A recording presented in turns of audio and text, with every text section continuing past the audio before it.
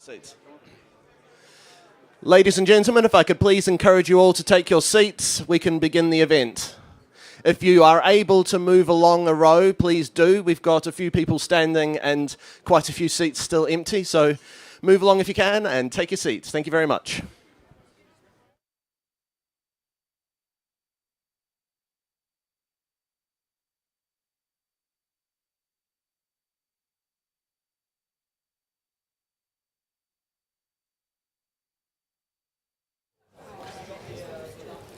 Well, good morning, everybody. Thank you for joining us at this second day in Think Tent, the first full day in Think Tent. My name's Mark Littlewood. I'm the director of PopCon, the Popular Conservatives, who are one of the co-hosts of Think Tent this year.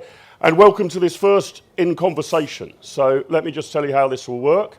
I'm going to have a conversation with our esteemed guest for about half an hour or so, and then I'll be coming to questions from the floor. So bear in mind what you might want to ask our guest. You're in for a treat over the next hour. Our guest is a former diplomat and civil servant who served as the chief negotiator for exiting the European Union and Task Force Europe between 2019 and 2021. As a Cabinet Office Minister in 2021 before resigning over then Prime Minister Boris Johnson's coercive COVID policies, as well as government net zero commitments and tax hikes.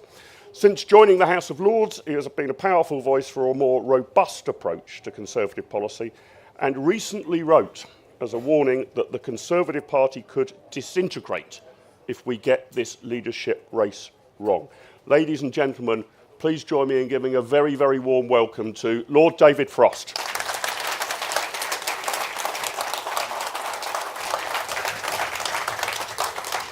Well, David, it's great to see you. Thank you so much for joining us.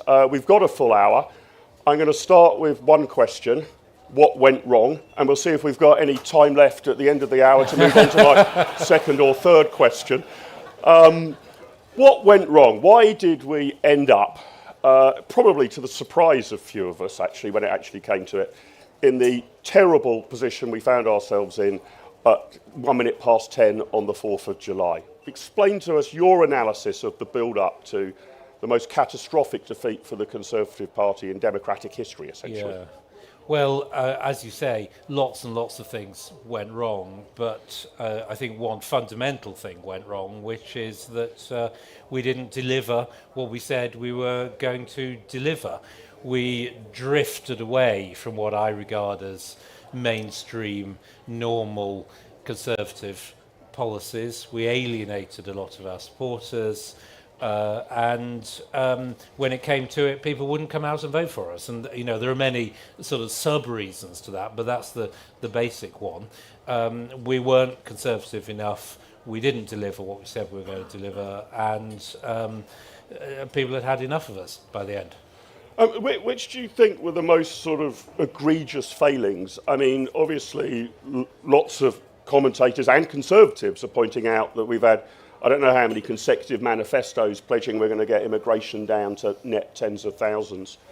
The best piece of Tory spin I've heard all conference was, I won't say who it was, but said to me, no, we've actually fulfilled that manifesto pledge. It's just it's 75 tens of thousands. Was it that? Was it that the tax burden is the highest since the Second World War, nearest damn it? Was it that COVID lockdown was too coercive? Is it an obsession with carbon net zero? Or do these things all sort of mix together and become a bigger problem? Is the sum greater than the parts of these various problems? Which are the two or three that you would sort of say that, you know, the real gut punch for why we failed was X and Y? Or is it a stream of 28 things? I think it's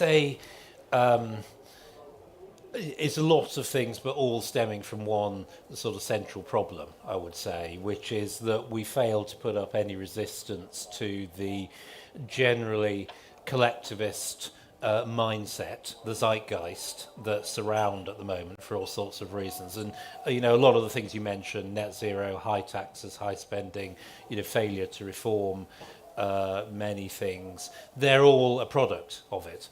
I think also we failed to deliver on what we hoped from Brexit. And immigration is simply the most obvious consequence of that, the one's kind of easiest to understand, the most obvious, where the consequences are clear every day. But generally, I'm afraid, the last government, by the end, seemed to regard Brexit as some sort of natural disaster that was best not spoken of. Well, unfortunately for them, the Conservative Party is the Brexit party. Yep. We campaigned on it, we delivered it, and if we, as we did, allow people to think somehow Brexit is failing, then we were going to pay the price for that, and that's Yep. exactly what happened. Now, generally what do you put this down to? And again, there are a large number of different actors and a huge number of different political events going on. So there's more than enough blame to go around, I guess you could say. But PopCon's broad analysis is that, if you like, the institutional infrastructure of the United Kingdom is geared against us. This doesn't mean that achieving Conservative ends is impossible. It just means it goes against the grain, that the quangos that have grown up, we probably now have, it's difficult to measure, but a more potentially politically biased civil service, for example. And if you were to see, I know the Conservatives were divided on the point, but if you were to see sort of Brexit as a goal, that sort of, it shows you how hard it was to get something like that done. Do you think it's that the sort of post-Blairite consensus is geared against us and this makes things very hard? Or is it more that there was just an absence of political will and leadership, that the powers that be in the Conservative Party just weren't actually committed to it? Or were they reasonably committed to it, but just found the going too tough to move things in this direction? Well, I think there is a bit of institutional opposition, obviously, that's clear. Not just in the civil service, but beyond it, the judiciary, the legal profession, all those kind of things. But I think determined ministers and leadership could push back against that. B, you have to ask the question of how did it get like that? Why did we allow this to happen? And I come back to this sense that we have allowed ourselves to be captured by a sort of mental collectivist mindset in which it's natural to look to the government to do things. We've lost our trust in the kind of Hayekian ability of people to organise themselves and make goals and achieve things without the government being involved. Too much of the party's been captured by this sort of heresy, and we almost don't realise it. I was, just to illustrate the point, I was in a National Trust bookshop the other day, and to my surprise, I found this collection of Margaret Thatcher's speeches published in the mid-70s by the CPS. I'm amazed that hasn't been cancelled by the National Trust. Exactly. Published by the CPS, but nothing is perfect. And she says in it, in one of her speeches, this is from the mid-70s, we have allowed our thinking to be dominated by socialism to a point where we even define our own position in terms of how, where and why we differ from socialism and socialists, as if conservatism were primarily an alternative to socialism. Now, and I think that's how we've got about collectivism. We have lost confidence in conservative free markets, freedom, getting on with your own life, doing your own thing, as being the normal thing. Yep. We think we have to explain it the whole time and justify why government doesn't need to be involved. And that has got into every bit of our national life and a lot of the way our party runs. And we've got to try and dismantle some of this if we're going to have a clear sense of our own convictions again. Yeah. I mean, a frustration for me, I'm sure I've put it to you before, David, I've certainly put it to a good number of members in this audience.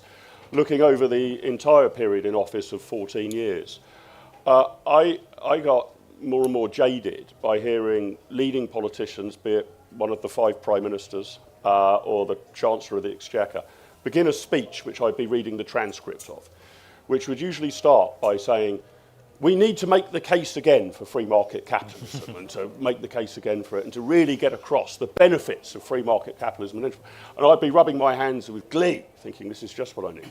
That paragraph would then just end with no case for free market capitalism having been put.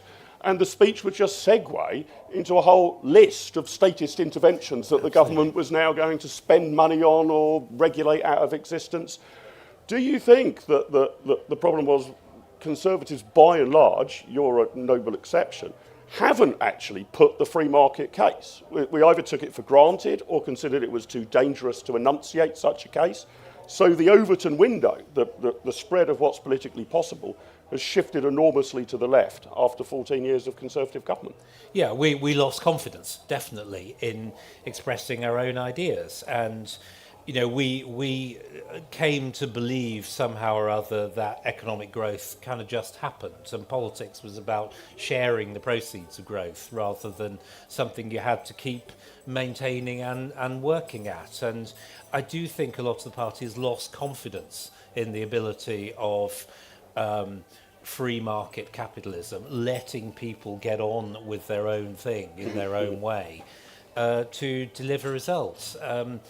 I do think quite a bit of the party has been captured by what I regard as a heresy, really, for Conservatives, which is the belief that state action is good as long as Conservatives are in charge of it. And that ignores the fact that there are simply problems with having so much of economic political life done by the state. You get into all sorts of political economy problems. Conservatives don't know any better than socialists how to run the economy. Only the free market delivers growth, and we've got to get back to it. We've got to start unwinding it. And you know, you hear so many calls for industrial policy, for, you know, investment in whatever net zero is the fashion, bringing back industry to the country. I mean, I'm not against any of those things if they are justified by the market and they can pay their way. If they can't, we shouldn't be involved in it. That's the problem. Yeah, I mean, the frustration I think that I've had over the last 2 or 3 decades with politicians of all stripes is, and I think this applies to Conservatives in particular, but it wasn't a Conservative politician I had this argument with, it was a Liberal Democrat politician when the Liberal Democrats were in coalition. And I pointed out to this chap, who was a cabinet minister, that I'd understood that Liberal Democrat policy was that we needed substantial road building across the United Kingdom. Yet here were examples of 50 or 60 Liberal Democrat leaflets all opposing the particular local road that was going to be built. And he explained to me, yes, no, but Mark, you don't understand. We are in favour of road building in general, but we are against every specific road building scheme. And it seems to me that the Conservatives too often have been, especially in terms of state expenditure, in favour of reducing government spending in general. But you actually say, well, which particular programme are you going to exorcise, or which particular area of government expenditure are you going to cut? Answer comes to none, right? We've not been serious about government expenditure getting under control at all. No, right? Absolutely. And are you worried, therefore, I can see from your landlord and your badge, which candidate you're supporting, and we'll get onto that in a moment, that when Kemi Badenoch suggests yesterday that perhaps maternity pay is, perhaps a bit too high, there are shrieks of how very dare you even suggest this?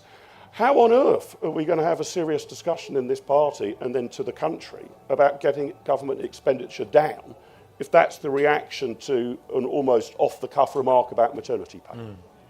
Well, it's got to be part of a bigger strategy. One of the biggest tasks we've got to do in the next couple of years is something like the Stepping Stones programme that was done under Thatcher in the late 70s in opposition, which is to build a new strategy, a clear set of policies, and sell and explain them. And that's got to be connected to Conservative principles. And the necessary spending cuts and much else that has to go with this has got to be seen in that context. It's obvious that if you simply say we need to cut spending X and you've done nothing to explain why it's good that government spending is lower, why the free market is better, the benefits of lower taxation, all the things that generate prosperity. If you don't bother explaining that, then obviously people are going to react against the individual changes you propose. So we've got to get that programme out there and explain and be making the positive case. Comes back to what I was saying earlier. Don't justify everything in terms of collectivism. Try and get the socialists to determine the collectivist way. We need to explain why free market, small state is good, better for the country in the long run. And we've not done that for 20 years, so it's going to be very difficult. Yeah, and I guess the same goes for regulation, right? Can you think of anything we've deregulated in the last 14 years? I can't. Offhand, I can't. Any suggestions from the audience? Anything? I mean, where we've regulated a lot more and a lot more tightly. But it's the same problem there, isn't it? That there's always a specific reason to do X, whatever. Bury FC goes into liquidation, so let's take up a state regulator of football. Yeah. We liberalised... Oh, right, yes. Yeah, We've liberalised trendy liberal metropolitan things, probably. Yeah. But we haven't liberalised much else.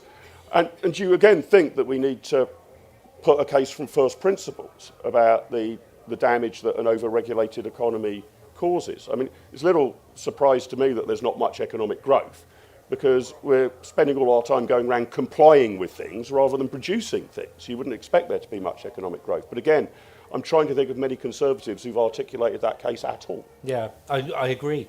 And again, it comes down to the fact that so many of us have been captured by the sort of collectivist mindset. Obviously, we've got to get the regulatory compliance burden down. And, you probably begin in the most obvious areas like road building and railways and so on, where people can see the cost. We're going to see this week whether our new masters agree the new Lower Thames crossing or not. So obviously needed, but we've waited so long and spent so much money on it, and now we're in danger of losing it altogether. So, the abstract case for less regulation is a hard one to make without some of these specific things that are not happening. House building, obviously, is another. Yeah. Now, you've warned in a good number of your newspaper articles and indeed at the PopCon event in July, which you kindly spoke at, that this is a moment of potential crisis for the Conservative Party of an existential nature, not just, we've had a bit of a bad result, how do we correct this? You've even said, I think I've used the right word, that if we get this wrong, by which you mean the leadership race, the Conservative Party could disintegrate. Okay, the election result was bad, but very bad. But why do you think that we as the Conservative Party face a potentially existential crisis if we make two more missteps? Or won't the natural pendulum of politics mean that somehow or other things will swing back to us just in virtue of how bloody awful the Labour government is? It's like a football match. I mean, your team can be terrible, but you're bound to win if the other football team's worse, right? Football has a 90-minute duration, and we don't know how long it's going to take before this pendulum swings back. I mean, the reason I worry is that it seems to me that for the first time for a very, very long time, the party in the country is beginning to break down, and some of the instinctual loyalties are beginning to break down. A lot of members clearly went to reform or just sort of gave up being involved in the party. That's very obvious when you go around the country. The frustration that much of the party has with central office is another symptom of this. And I think some of the psychological loyalty has been broken. So many did vote for reform. So many, in my experience, Conservative voters sympathised with the reform programme and wished it could have been a bit more like, ours could have been a bit more like that. So I do think, the membership is very small. It's beginning to break up in the country. We've got this big force to our right, and those are the things that, if we create conditions for more of that to happen, the party could easily just disappear. It doesn't have a right to exist. It's got to stand for something, and we've come very close to not really standing for anything. And in fact, this has happened to quite a lot of mainstream, if you like, historical centre-right parties on the continent. Absolutely. The French Gaullists have just disappeared, basically. Yes. Maloney is the new force on the right in Italy. The Republican Party, the brand's the same, but you could argue that the party itself in America has changed radically. So with that in mind, what's persuaded you that Robert Jenrick's the man to solve this problem? So I think a number of things. One is that he gets the depth of this problem and is under no illusion about how fragile the situation is. And I think he said that a few times in public, that it isn't just a question of waiting for the pendulum. The party has got to reconstitute itself. It's got to re-establish its credibility with its potential supporters, which has been lost. So I think he gets that more than the others, at least. That's my impression. I think he gets that the party has got to be connected to some sort of principle. And you mentioned that I resigned over lockdowns. Rob resigned because it was just, we simply were not delivering what people wanted over immigration. And it takes it's a big thing to resign. It's turning your back on your friends, if you like, on a point of principle, and that's why it doesn't happen very often. So I respect that courage. I think it was important, and I do think he gets that we need to reconnect ourselves to political, social, economic principle if we are to begin the process of rebuilding. And you've mentioned, I'm going to be asking this of all of our guests over the course of the next day or two, but you mentioned Reform UK and a good chunk of traditional Conservatives, possibly even Conservative activists going over to Reform UK. Robert Jenrick said he wants to put them out of business. Do you think that's what happens if we put forward a plausibly credible, genuine Conservative narrative? Or do you think there needs to be some sort of rapprochement with Reform UK, some sort of alliance of some sort? Or do they automatically fall away if the Conservative Party gets serious about conservatism again? I don't think there's anything automatic about it now, because some of these psychological loyalties have been broken. I mean, my starting point is we can't possibly win the next election if the right is divided. That's just a given. It's simply not going to happen. Yep. Therefore, the question is, how do we make sure that situation doesn't happen? Now, in an ideal world, I would say, we become a strong Conservative Party again, and we begin to bring voters and supporters back from reform. And as Rob says, there's no need for reform in those circumstances. That may or may not be the case. If we're a year or 2 years out from an election and we're still very divided on the right, that will be a different sort of situation. We'll have to contemplate different things probably. But I think the best way, as of now, is to reconstitute the party around genuine Conservative policies that appeal to the sort of Conservative voters who left us. That's not sufficient to win an election. Of course, you've got to look to your left to some extent as well as but right. It is a but prerequisite. it is necessary. We can't get to first base if we don't do that over the next few years. Let me come full circle back to my introduction of you and, of course, what I guess brought you to public and political prominence, Brexit. Has Brexit now been done?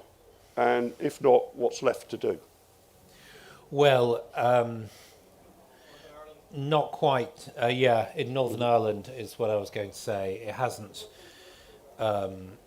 been completed. And I'm afraid the Northern Ireland problem is more than just about Northern Ireland. We never wanted the Northern Ireland Protocol that Theresa May negotiated for various reasons. We ended up being sort of stuck with it. But what I think was clear was that Boris and I and people who thought like us didn't want it, would want us to do everything we could to override it, get rid of it, undermine it, bring back British sovereignty properly. Now, unfortunately, the effect of the Windsor Framework has been that the Conservative Party's shifted to a position of effectively supporting the protocol.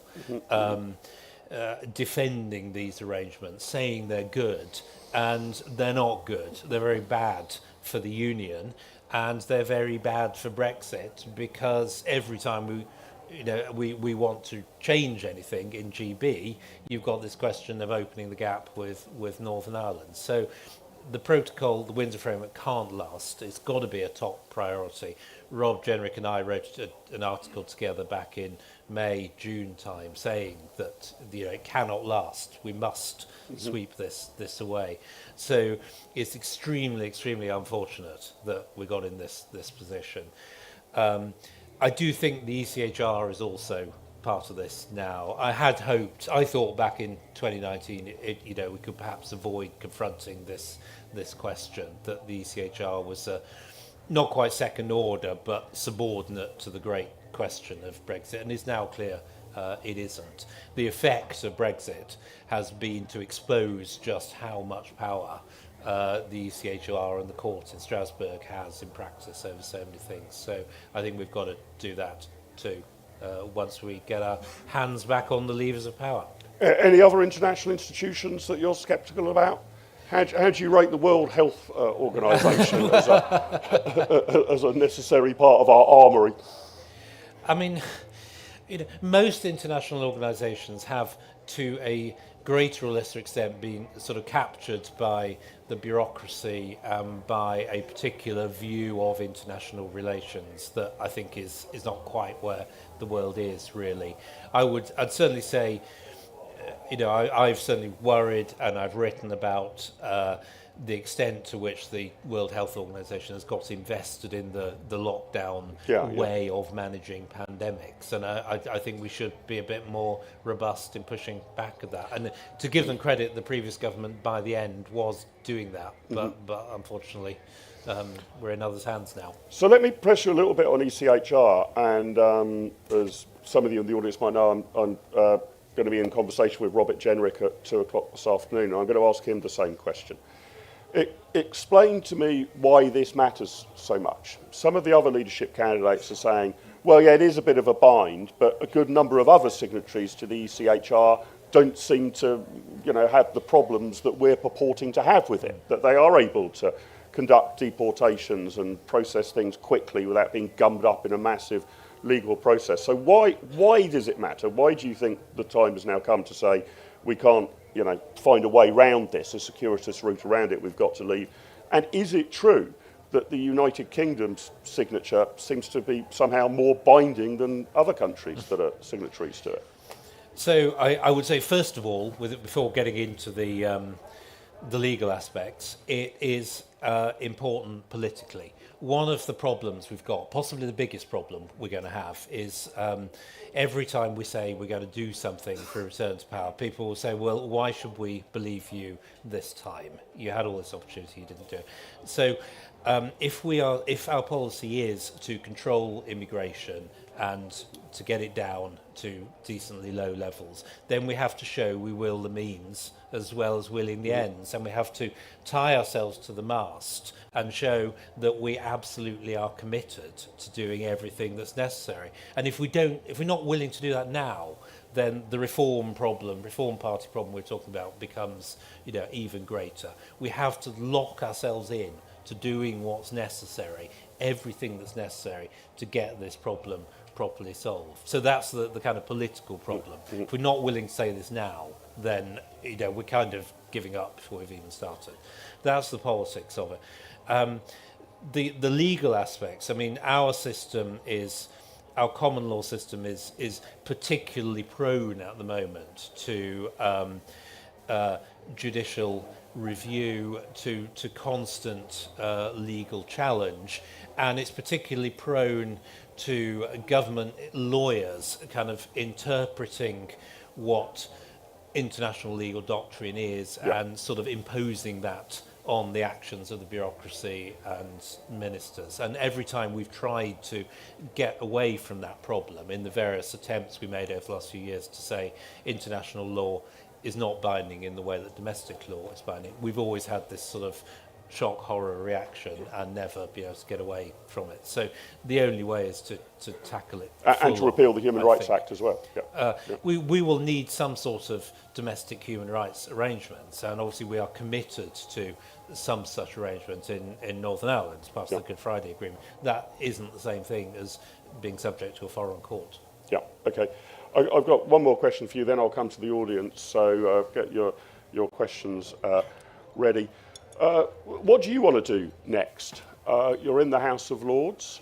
I can exclusively reveal some information that you might find interesting, David, from our recent PopCon opinion survey, our panel, who we survey. We don't really call it an opinion poll because we don't wait for age, gender, region and the rest of it.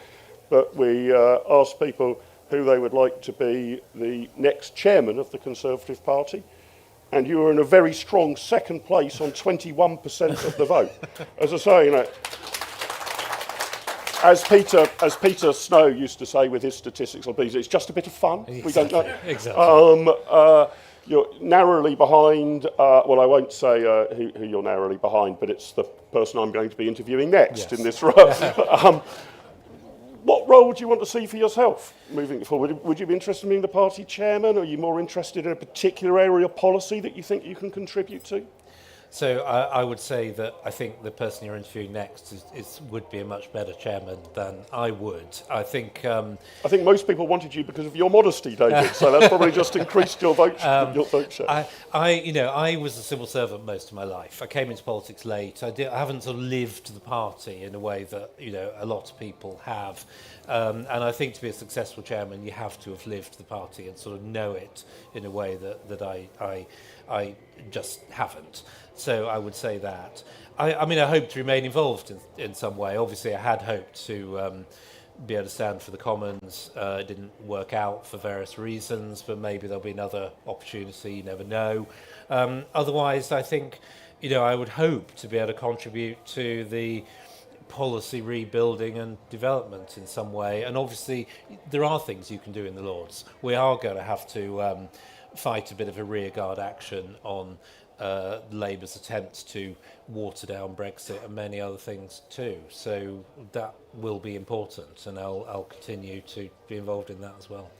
I'm going to go to the floor now, but please join me in thanking David Frost very much indeed. That's been absolutely fascinating. We've got a whole string of microphones. It's probably going to be Ted. Who's on the microphone over on this side? Ted's got one, so I will take them in batches if that's all right. Just makes it easier. So here on the aisle, and then the two at the back. And here are the rules. I really want a question, but you can give a very short speech as long as it is no more than a sentence long and ends in a question mark. Okay, but those are the rules. So. And if you don't mind introducing yourself as well, so we'll take three. Tom Packer, party member, among a few other things. Fantastic talk as ever.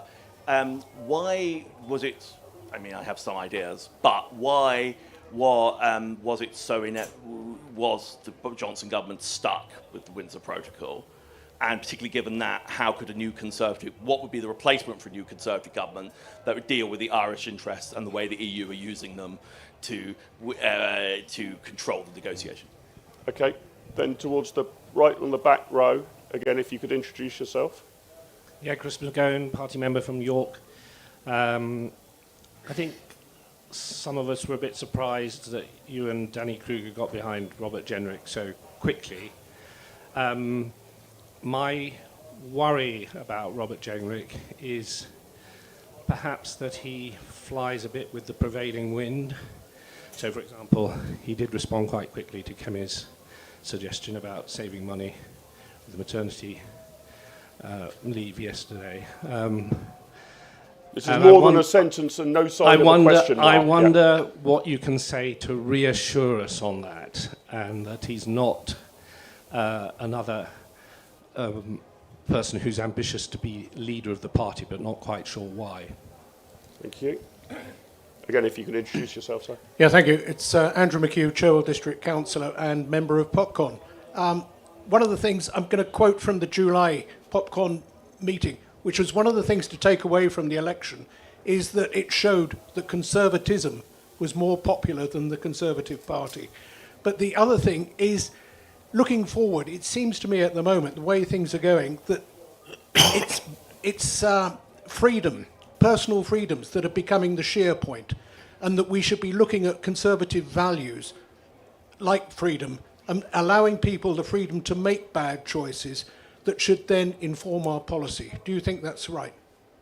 Very clever way of giving a speech. You then put, do you agree at the end of the speech. Cunning. So Tom asked about the protocols. If this was such a problem for the Boris administration, why would a putative generic administration suddenly be able to crack it? Then we were asked about Robert himself. Has he been on a political journey, or is this just, an audit of where the lay of the land is that he's playing into? And then lastly on, is freedom really going to be the rallying cry for the party in the future?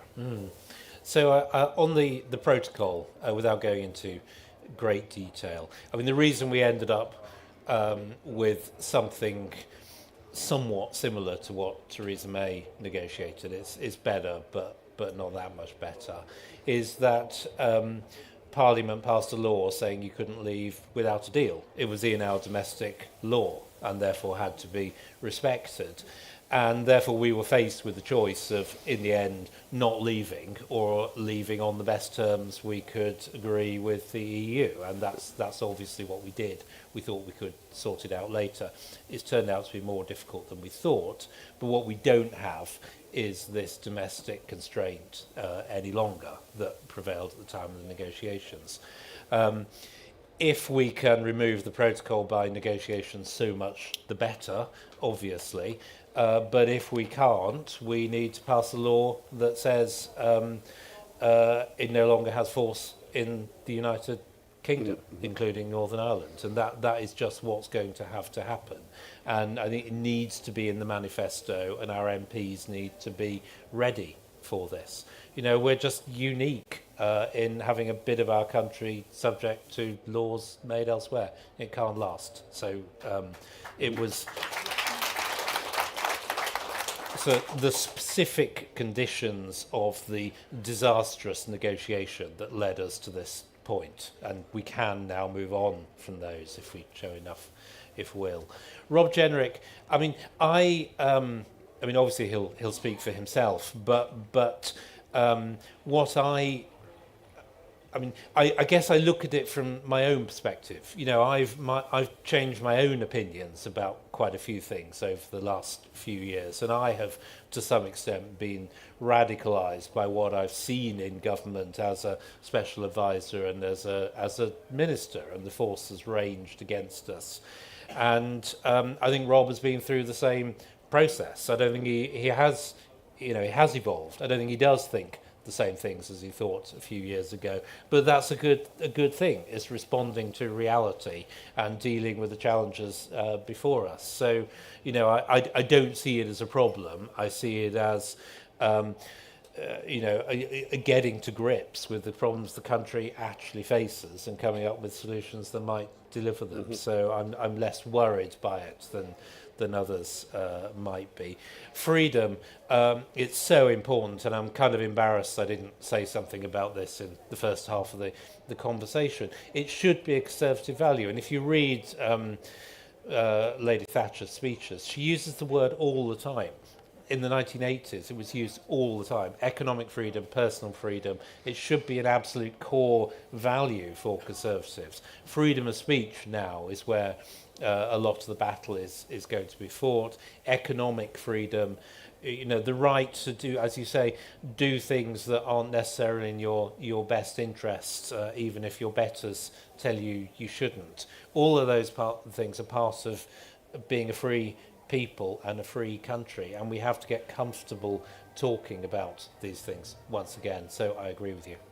Let me take some more questions. I'll come to the front row now. So let me take, I'm being very gender specific here. Let me take these three ladies on the front row. So if you start here and then move the microphone along. And again, if you can introduce yourself and keep it brief, that would be great. Hello, Wendy Maisie from Cities of London and Westminster. You talked about the issues we had at the general election, motivating our fabulous volunteers and getting our own voters out. And the fact we have to get, obviously, the next leader correct. What we're hearing over quite a lot of the time is the fact that there are certain branches within the party that think that the leader should be taken into the hands of 126 MPs and taken away from the hard-working volunteers and members. Is that surely is going to be as detrimental to the party as getting the wrong leader? Do you agree?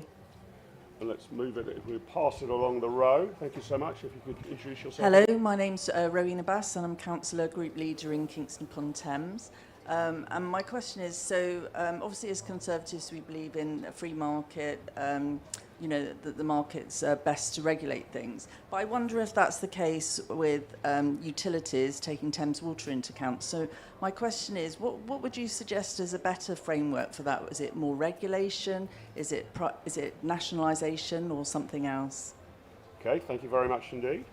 Lynn Joyce, member from Swansea. How can the Conservatives rebuild when socialism is becoming so ingrained in the devolved nations?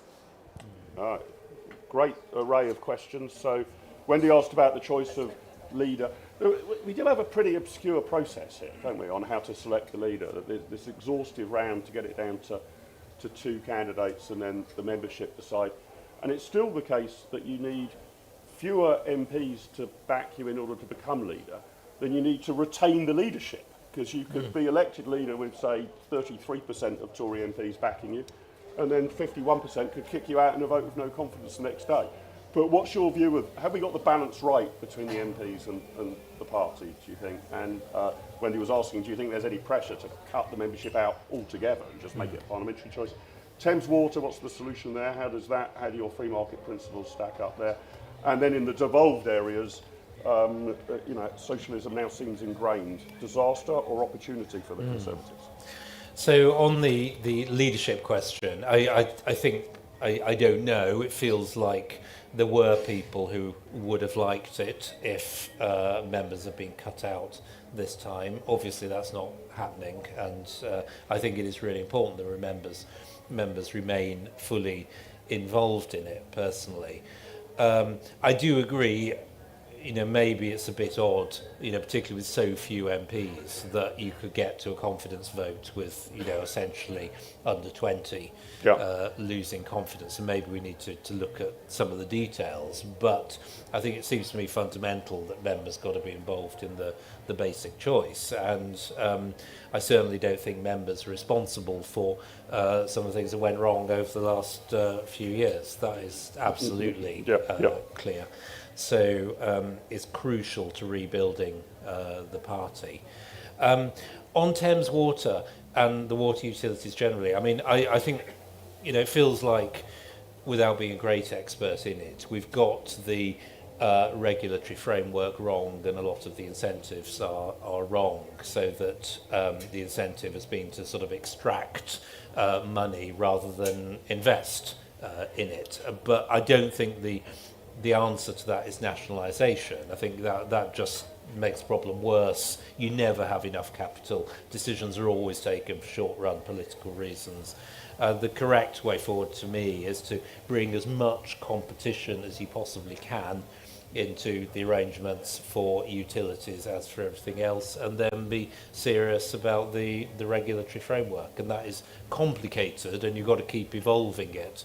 But nationalisation seems to me like an easy answer. And where I think in Scotland the water still is publicly owned, and we have exactly the same problems, arguably worse. So can I just ask, can we just get the price mechanism to work here? If a water company, where competition's quite difficult obviously in water, but if you're fined a serious and proportionate amount for an error, like sewage spills or something, pretty quickly the shareholders are going to be quite insistent that the chief executive makes sure that these spills don't happen and this leakage doesn't occur. It just seems to me we've got the pricing wrong of the fine mechanism, wouldn't you say? Yeah, that's probably part of it as well. I agree. I do think that one has to be realistic about how long it takes to build new water infrastructure, and the idea these problems can be solved overnight with a kind of punitive fine policy probably isn't going to happen. But that is part of it. Clearly, all the incentives seem to be wrong.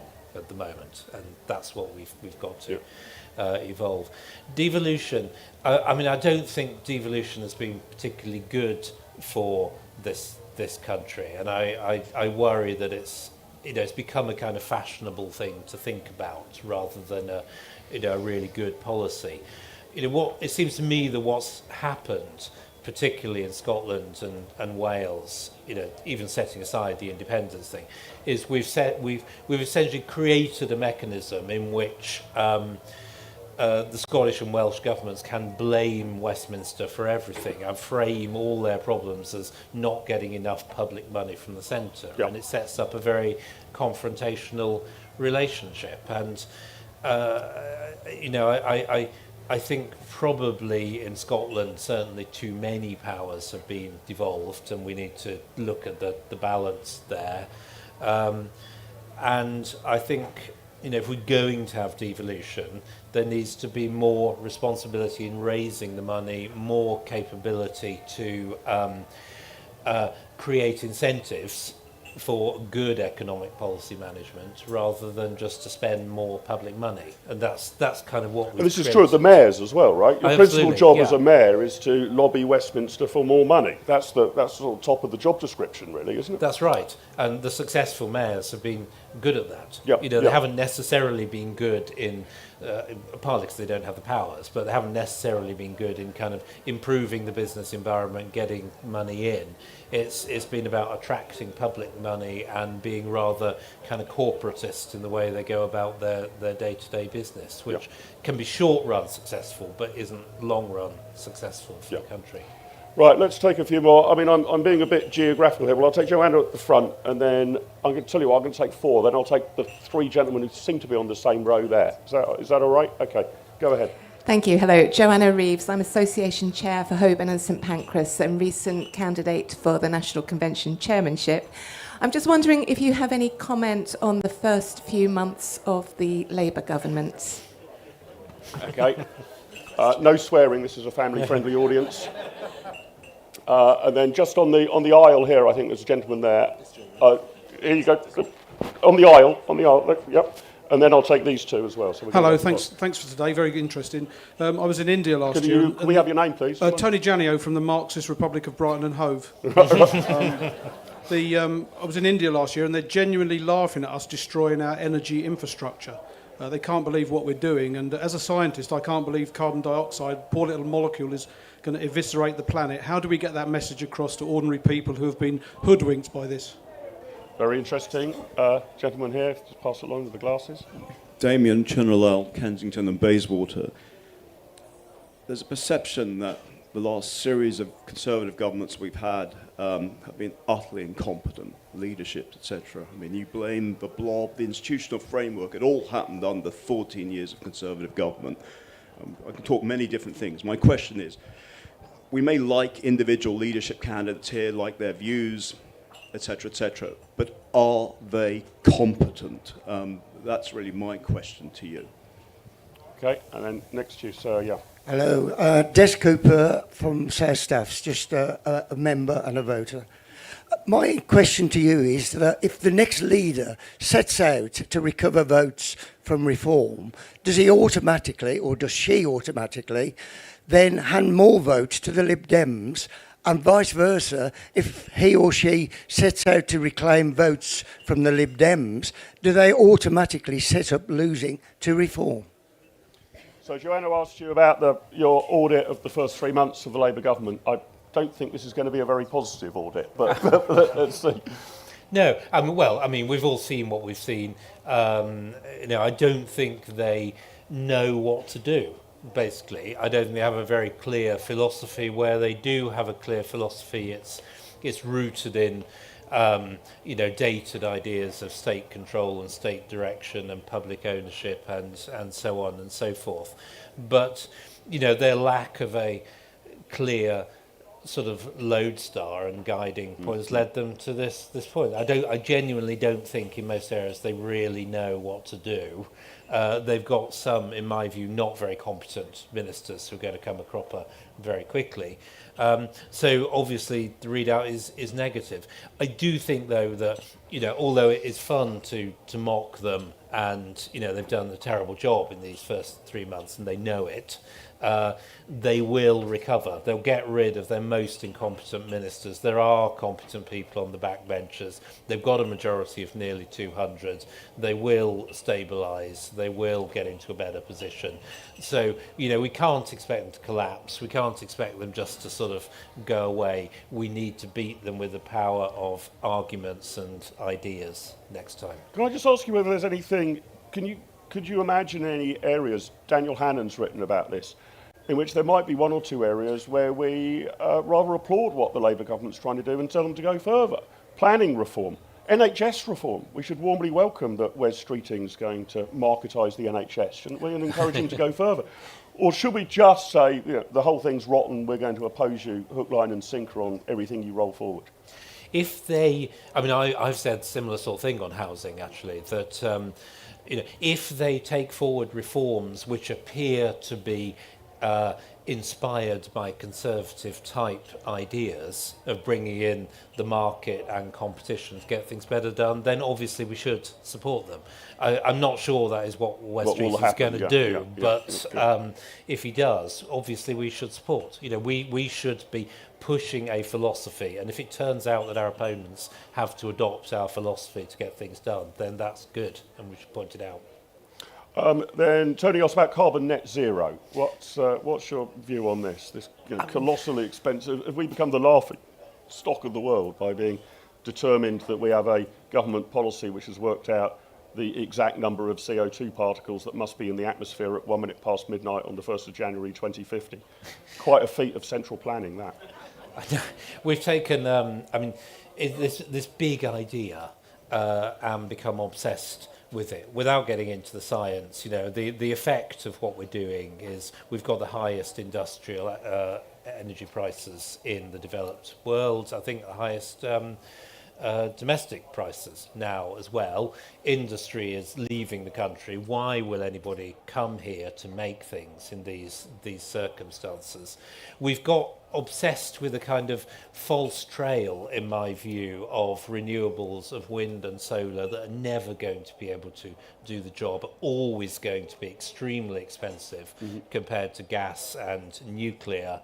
And we need to sort of shake this off. We need to get back to a belief in energy abundance, power stations producing energy that the country can use and we can all use to do things. And I'm afraid renewables are an extremely expensive false trail in this, in my view. And at some point, we're going to have to shake that off. And then there are a couple of questions on the leadership and competence needed. Do you think that's been a fault of recent leaders? And should we not just be looking at this leadership election when the members get a say from what's your ideological position? Do we need to think who might be the leader of the Conservative Party that could actually successfully execute this if we were to return to power? Yeah, I mean, of course, one of the things we've discovered about the last few years is that you don't really know who can do the job until they actually do it, and you've got to infer from other things before that point. There's a big job to be done in reforming the party, modernising, changing, reorganising the party. And I think that will be a test, obviously, about whether we're dealing with a capable and competent person or not. And that is the only thing that's actually in our hands. So we must show that we can do that. I mean, I would say that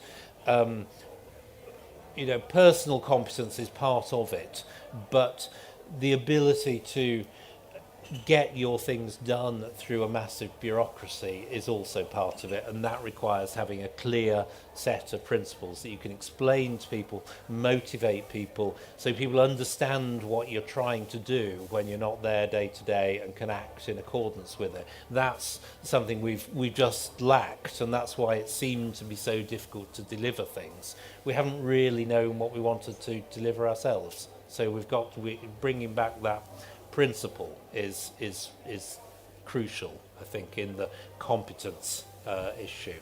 And then the final question, I think, was about this question of do we look left or right? Yes, You know, yes. is there a trade-off? I don't think there is. There can't be a trade-off.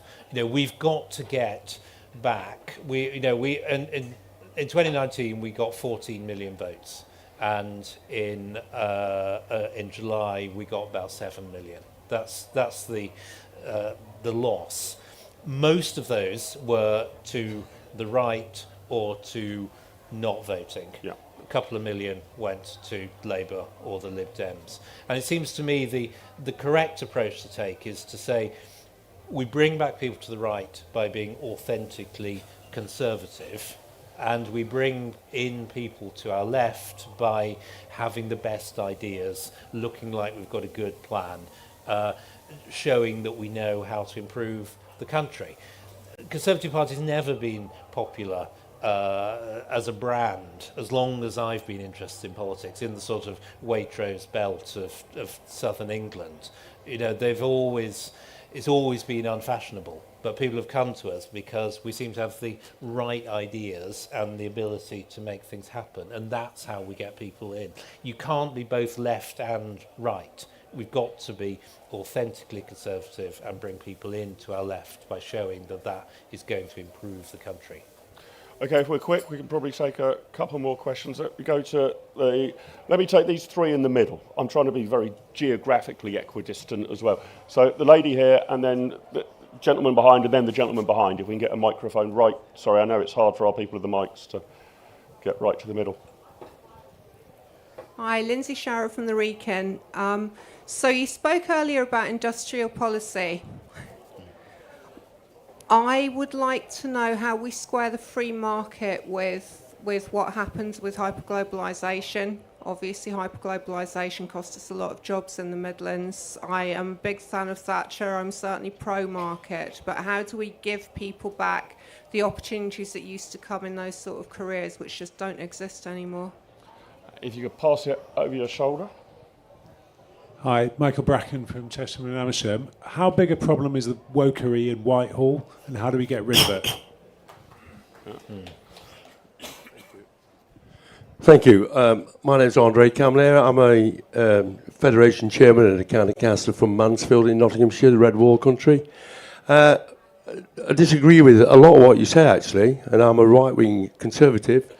When I was out knocking on the doors, there was very little talk about true conservatism, and there was a lot of talk about stabbing elected leaders in the back by the establishment Tory party. And that's Boris and Liz. I think they were really destroyed by the establishment. What guarantee can we have if we elect a populist right-wing leader this time that the same liberal left, dare I say, safe seat Conservatives vote against them and get rid of them again?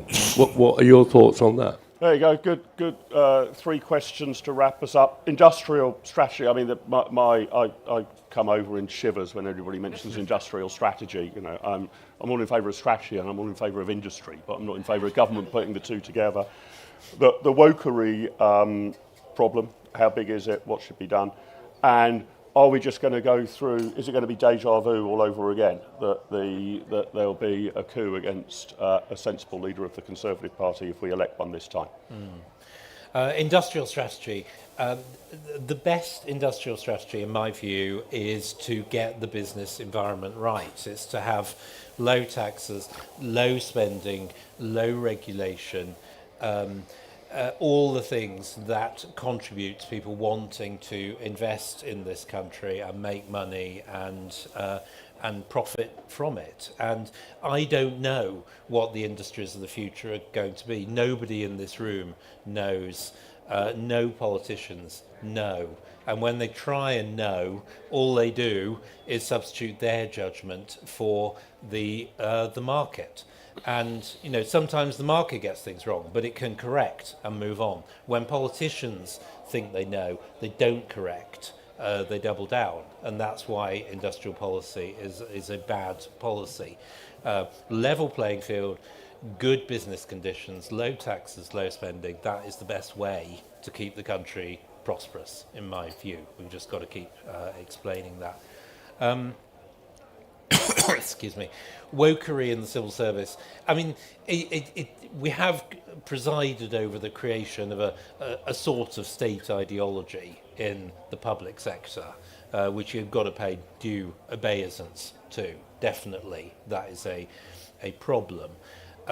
It's a free speech problem. It's a kind of intellectual problem as much as a sort of policy problem. I don't know that wokery in the civil service is an actual block to doing what we want to do, as long as we take some tough decisions at the start, like repealing or significantly changing the Equalities Act.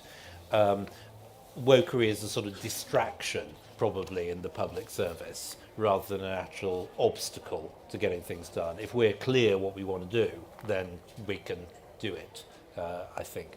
Which is not to say I like any of sort of woke ideas. I think they're an absolute intellectual black hole sort of wrong turning. But it's the climate you've got to operate in for part of the time. What we've got to do is pass laws that mean we can repeal the Equality Act. Repeal the Equality Act. I've said that many, many times. We didn't do it or reform it because we weren't confident we had a majority in Parliament to do it, even after 2019, which tells you something about the composition of the Conservative Parliamentary Party, unfortunately. And the last question was, we might select a brilliant leader, but, is it just they'll be tossed out again by the very parliamentary party that you've just described? Well, what can one say? I hope not. Obviously I can't say that it couldn't happen, because the mix of the parliamentary party is not that different to how it was before the election. It's just the numbers are much smaller. I hope that now, everyone can see we're looking down the barrel of a gun now as a party, that, a degree of self-discipline and focus is really, really important. But the new leader has it in their own hands. They need to show they are a leader, they have the right ideas, and that they can bring people in behind them, and then we won't face this problem. I do agree with you. My experience, I'm from Derby, Nottingham area myself, and a lot of my family have said this sort of thing to me. Why did you get rid of Boris? We voted for Boris. This is what it was about. So I absolutely agree that was a big part of the problem. But I do also think there was a lot of currents under the surface that the mess with the leadership sort of obscured, but would have been much, much more visible in the campaign if we'd not had that. David, we've overrun our time. It's been a fascinating conversation, and we'll no doubt return to all of these issues, whoever our next leader is. There's an awful lot to put right, but thank you for giving us your wisdom and thoughts on exactly how to put things right. Ladies and gentlemen, Lord David Frost. David, thank you very much indeed. Thanks a lot. Thank you. Thank you.